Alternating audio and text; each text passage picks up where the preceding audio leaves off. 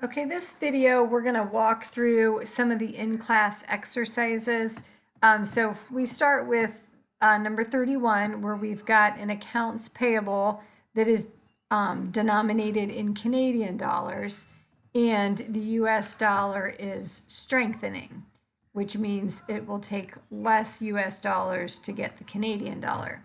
So then they tell us that we're purchasing inventory on November 3rd. The invoice specifies that it'll be paid on February 1st in Canadian dollars in the amount of 92,000 Canadian dollars. And then this table here gives us our exchange rates on the relevant dates, because we need to know what do we record the day we buy the inventory. Then at the end of the year, when our auditors come, they want us to make sure that our accounts payable is valued properly, and then what do we pay? So starting with our first one, we're going to go to the 75 cents that it takes to buy 1 Canadian dollar, multiply that by the Canadian dollars that we owe, and that's what we value our inventory at. So $69,000, and then that's what we set up our accounts payable at. Then, because the US dollar is strengthening, it's going to take less US dollars to buy the Canadian dollar. So at the end of the year, the auditors are going to say, hey, is that really what you owe? So then we calculate it. Well, now it only takes 70 cents to buy a Canadian dollar. So 70 cents times the 92,000 Canadian dollars means we really only owe 64,400. So we have a foreign currency transaction gain of that difference. 69,000 minus the 64,400. So then we adjust our accounts payable accordingly.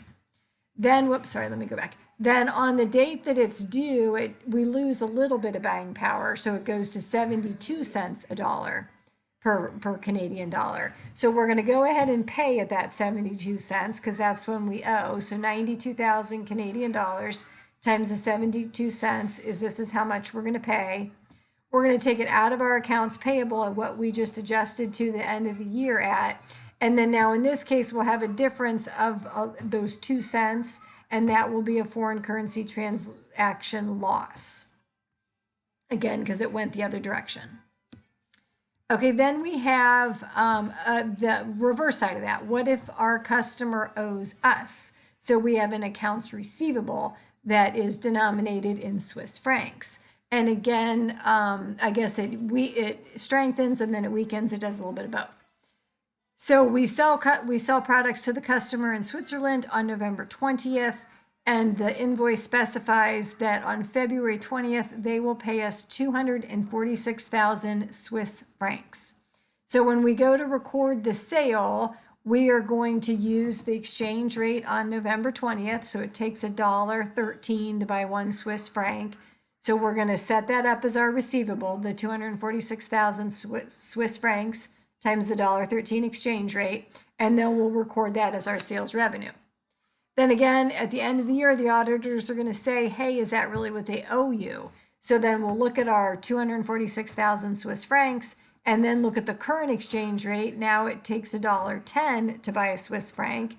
So then no, it goes down. So they owe us less because the US dollar is strengthening. So that's like the reverse of the other one. When the US dollar strengthened and we owed, it was a gain. Now when the US dollar strengthens and they owe us, we're going to lose money again because it takes less US dollars to get the Swiss franc.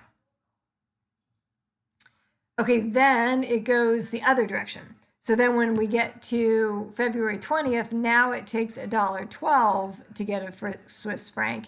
So we're going to make a little bit of that money back. So they're going to pay us in Swiss francs, and it's going to go into our bank, and they're going to translate it at the current exchange rate. So we get this much cash in from them, again in US dollars. We're going to take it out of our accounts receivable at what we adjusted it at the end of the year. And then the difference is going to be a gain, again, because look at the difference. It went down 2 cents, but again, when we are the receivers, that's a good thing. That results in a gain. Okay, then we get into a contract. So because companies do not like to have those gains and losses that they cannot control, it all has to do with US dollar. they will try to hedge those gains or losses, and they enter into these forward contracts, or again, like a hedge is what you kind of call them. So what we've got is they are selling to a retailer in Austria 16,000 units of a product at a selling price of 35 euros per unit. And the payment is going to be in euros. The exchange rate on the date of the sale, so down here, is the $1.25.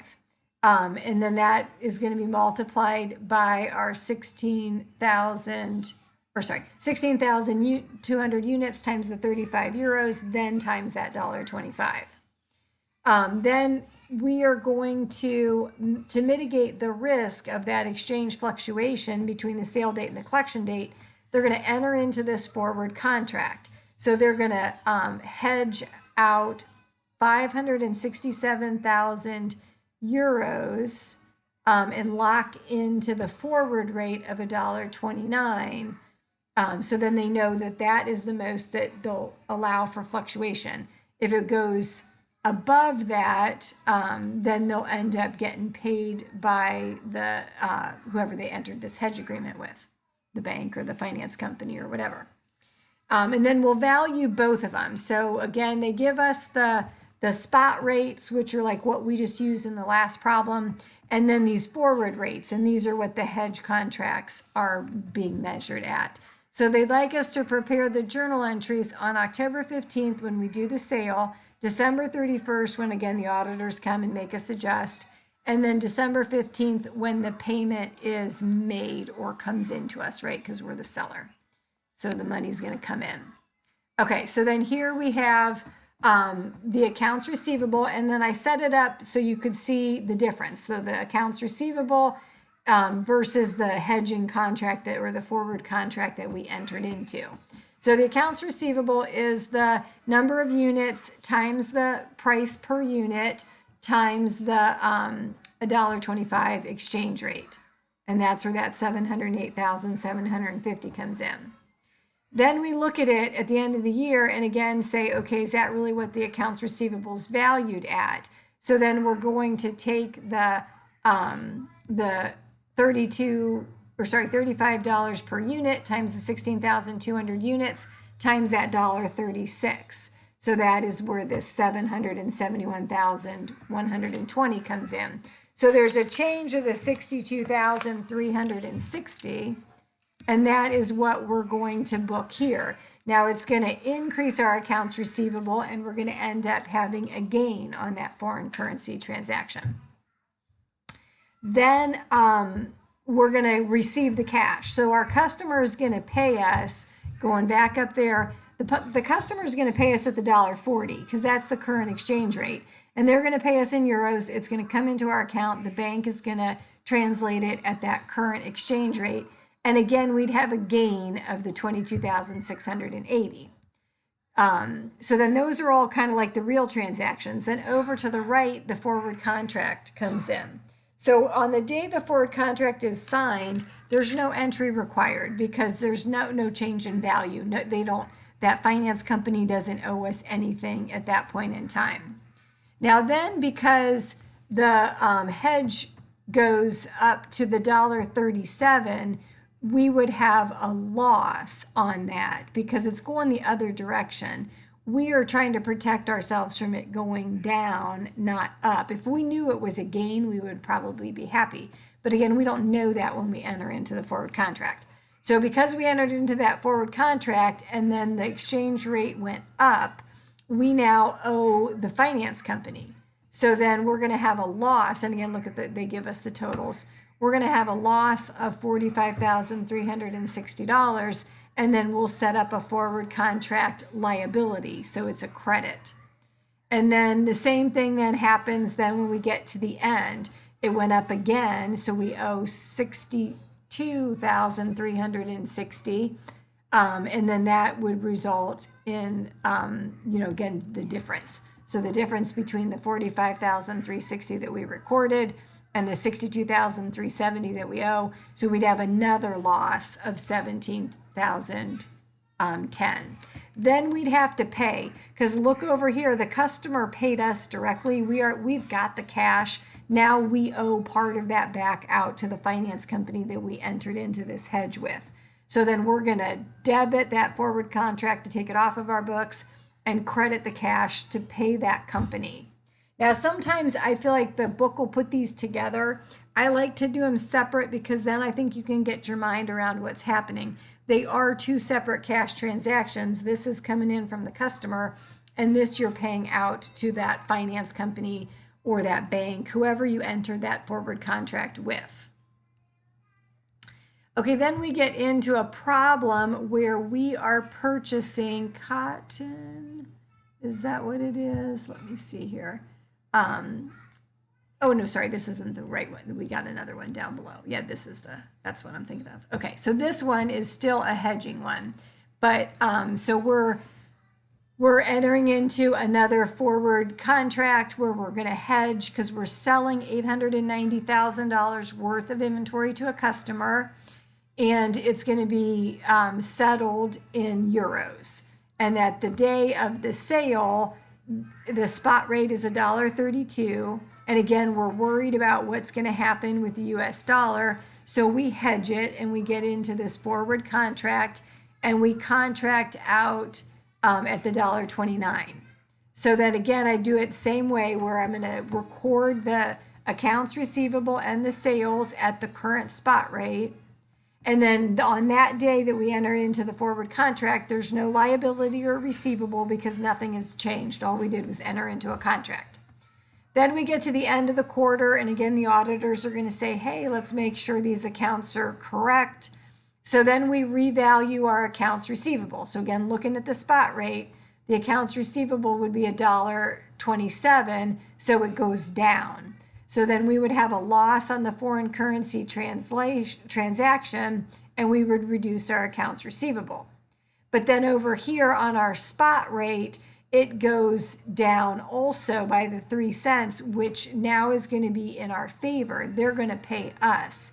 So we have a receivable as the forward contract. And then we have a gain on this forward contract security. Then we go to the when it's due, and it's going to be the $1.25.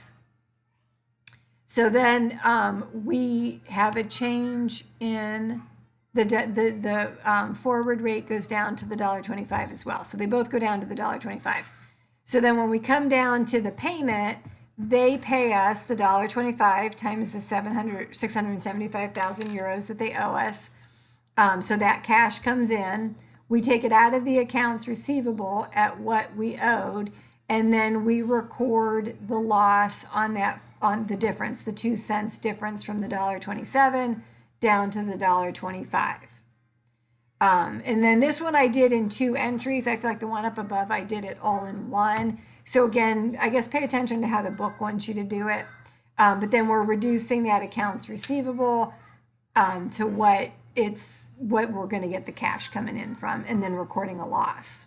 But then over on this side, we will have a gain because again, it changed, it went down a penny as well. So, and we hedged out the whole 765,000. So then our forward contract increases by 6,750, and we record the gain, and then we will receive the cash from the bank or the finance company, and then we'll take that forward contract off our books. So then in this case, what the customer paid us is still not great. It's not what they initially owed us, but when we add that to what the finance company pays us, then we see that we really did end up getting the $1.29 that we hedged at between the two of them. Then here's the last problem that we do the inventory. So we're buying inventory and we're going to enter into a futures contract on that inventory. So the difference then when you look at these, I mean, it's similar to what we just did, but instead of having it go to like a forward contract, or the gain or the loss, I should say, because we still use the futures contract, it goes to cost of goods sold. So instead of having gains or losses, the offset goes to cost of goods sold because it relates to our inventory that we're trying to sell. So then on December 1st, we purchased 8.4 million pounds at 95 cents a pound.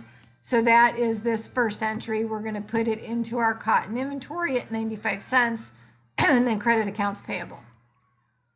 Then on that same day, we enter into a futures contract for the 8.4 million pounds of cotton at 86 cents per pound, and that will come due on June 1st.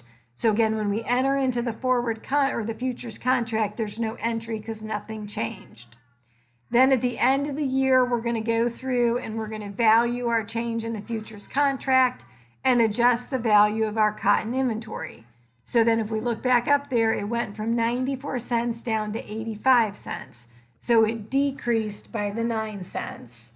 So then that's what we're charging out to cost of goods sold, and then reducing the value of our inventory to take it down to the market price. And then we're going to set up the futures contract because that too went down and we're guaranteed to get the 86 cents. So now the company owes us 10 cents per pound. So then that is what this $840,000 comes in. And then we credit cost of goods sold instead of a gain. Then when we close it out, they'd like us to do it in these separate entries. So we're going to adjust our cotton inventory down to the current market value on the day, which again, it goes down to the 67 cents. So that is an 18 cents difference. So we're going to debit our cost of goods sold and then credit our inventory.